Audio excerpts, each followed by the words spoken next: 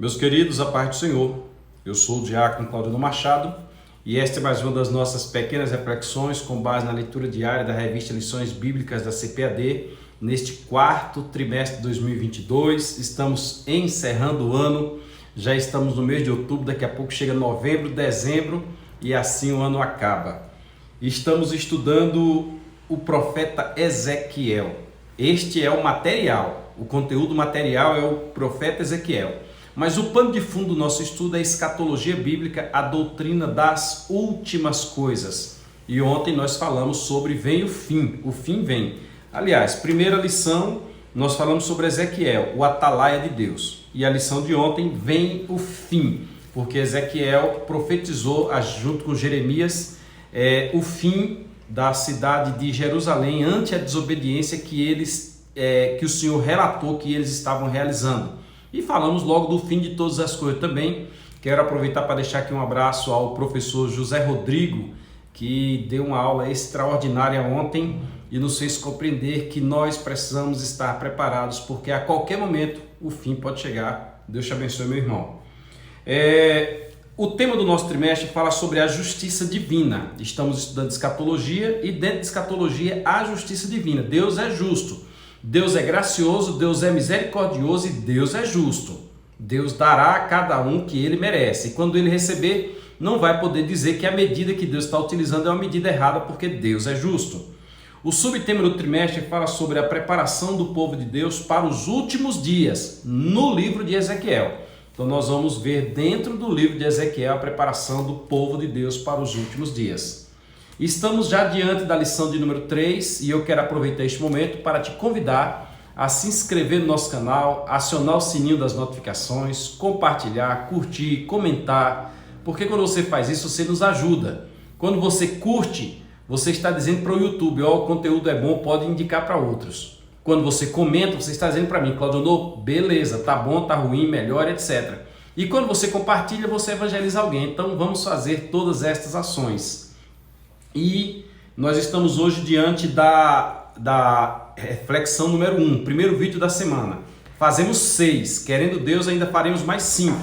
Então você deve assistir este e deve assistir os demais que estarão aí todos juntos. O irmão Daniel tem colocado todos numa mesma capa para você entender que ali é uma temática.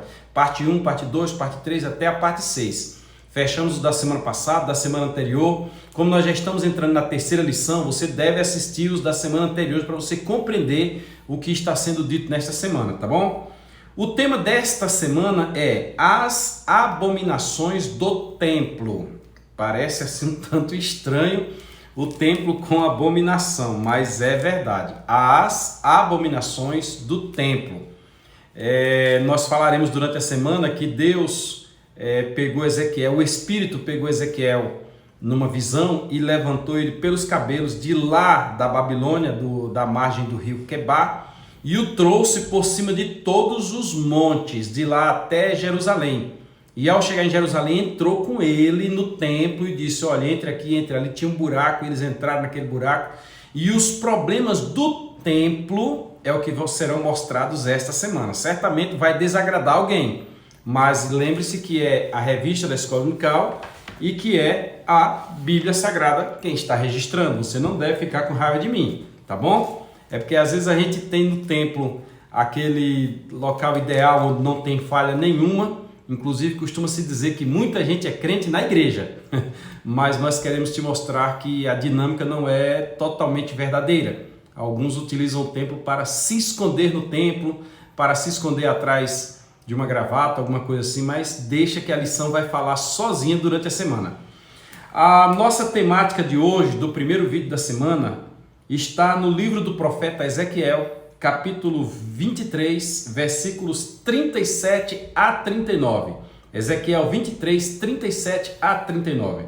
Nossa epígrafe diz: a chocante descrição das práticas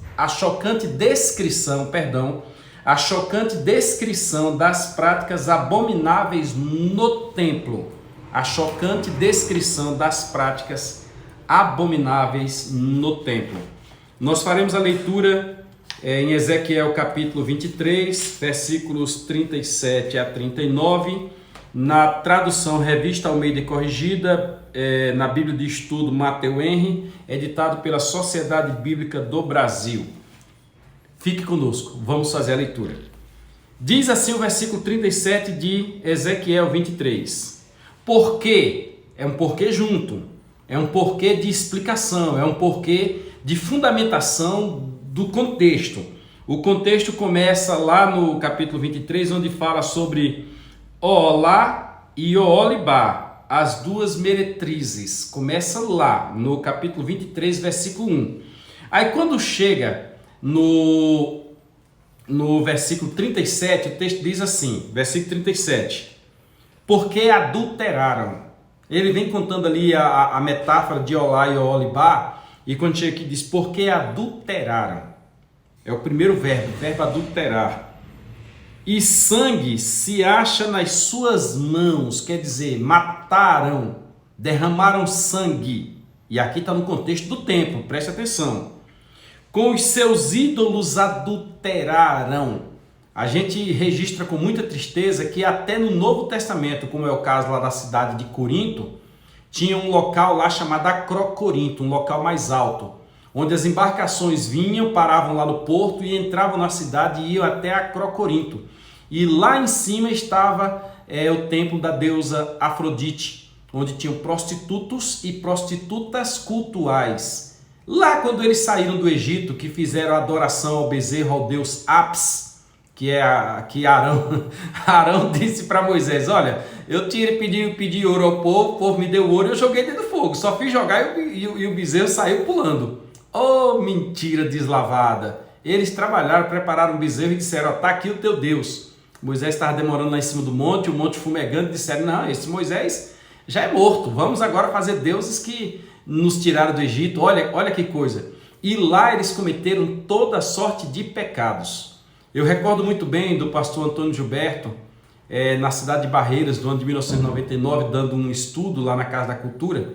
E o pastor Antônio Gilberto disse que quando o escritor usou a expressão cometeram toda sorte de pecados, é porque o escritor teve dó da nossa cultura.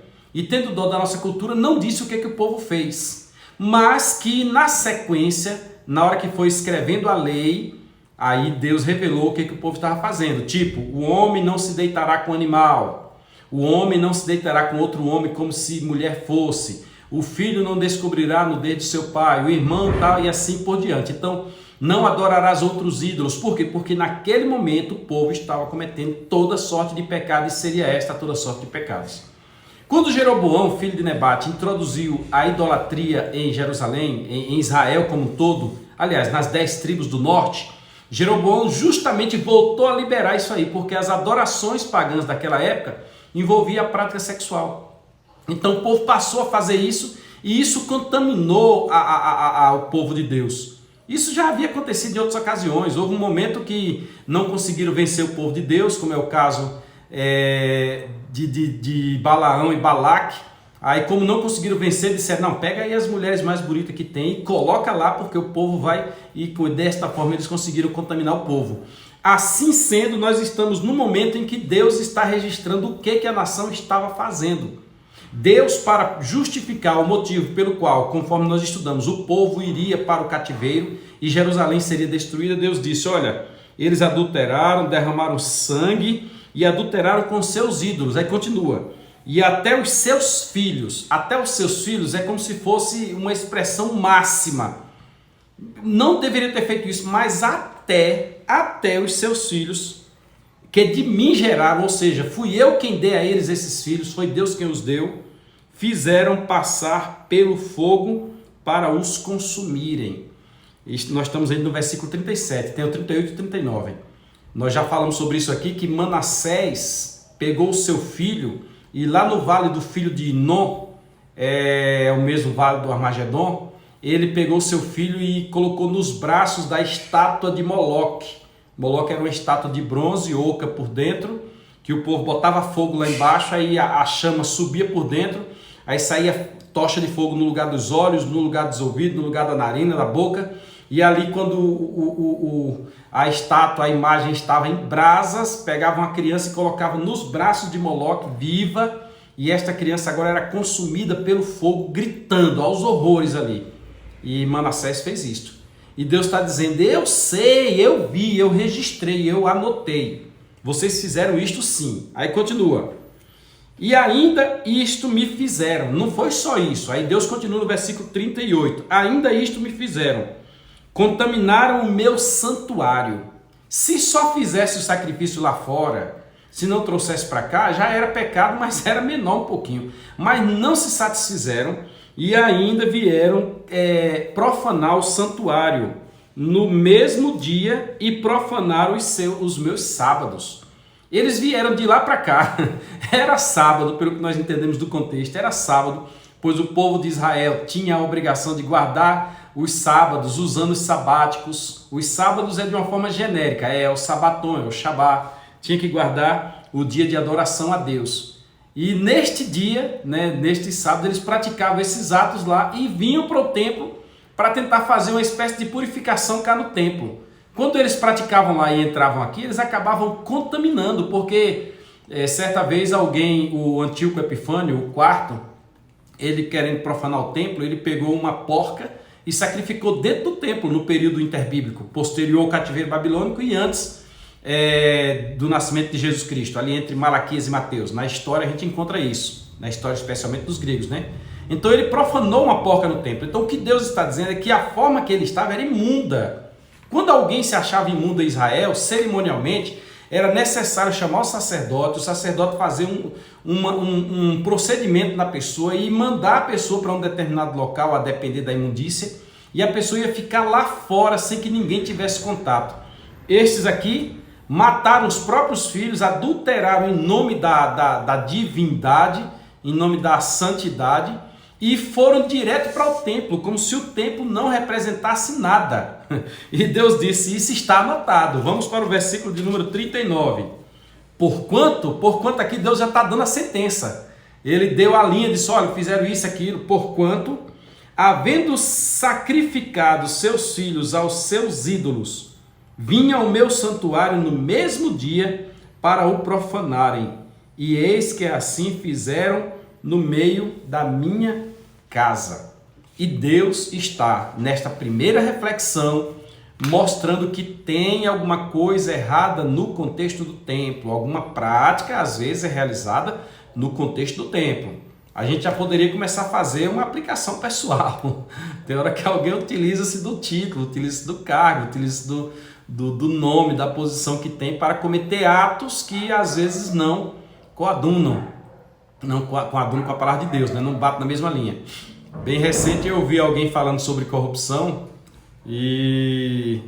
mas isso e tal, e imediatamente as pessoas que estavam em volta lembravam de momentos passados em que a coisa aconteceu de uma certa forma que ficou escrachada perante todo mundo. Então nós vamos estudar esta semana aprendendo que a purificação principal deve começar de casa. Querer purificar os outros lá fora não dá certo não. Você primeiro purifica a sua casa. Inclusive na escolha de obreiros, conforme aconteceu na orientação que Paulo deu a Timóteo, na primeira carta, no capítulo 4, é que verifique se ele domina bem a sua casa. Porque se não dominar bem a sua casa, como poderá cuidar da casa do Senhor? Então, esta semana a coisa vai pegar. Fique conosco e vamos amanhã, querendo Deus, falar sobre... Espera aí que sumiu a minha lição aqui. Vamos lá, é programa ao vivo. Amanhã nós falaremos sobre o culto do bezerro, fazia parte desse pacote de abominações. As abominações não eram somente as sexuais, tinha o sacrifício dos filhos também, tinha outras coisas que aconteciam no culto ao bezerro. E nós vamos falar também sobre o Tamuz pelo qual levou Jesus a ser crucificado, morto na cruz. Quem morria na cruz era maldito porque morria em adoração a Tamuz. Maldito aquele que morria sobre a cruz. Então fique conosco e acompanhe o que demais virá durante a semana, revelados nos oráculos do Atalaia Ezequiel. Se inscreve no nosso canal, compartilhe, curta, comente e aguarde os próximos vídeos. Fiquem todos na paz do Senhor.